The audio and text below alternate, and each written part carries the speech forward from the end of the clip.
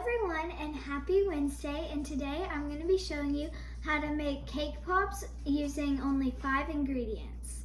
So first you're going to want to take your flat sheet vanilla cake and get 2 forks, and you're just going to want to crumb up like the middle part where it's the fluffiest and the softest. So take a spoon and get your bowl and just scoop all of the crumbs into the bowl, and then get your vanilla icing and just scoop out about half of the container. That should be about like half the container. And then just mix it up with all the crumbs. And then you're gonna take, if you have like one of these scooper things, you can use it.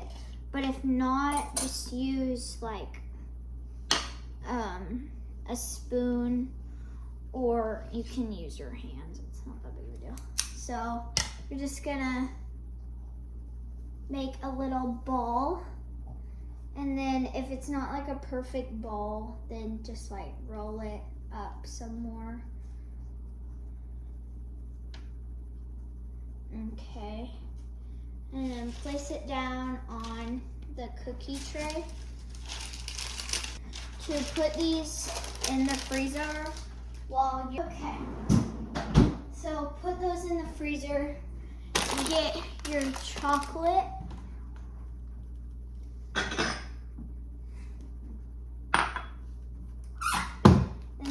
Put some in here. I'm using the candy wafers. All this stuff is just from Walmart, so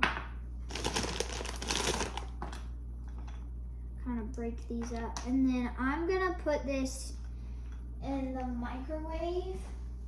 Okay. Now you're gonna get your stick and dip some of it in the chocolate, and then stick it into the cake bowl. And then do that over and over again to your cake pops. Now that you have your melted chocolate, you're just gonna dip your cake pop in the thing, and then just kind of cover up the top of it with the chocolate.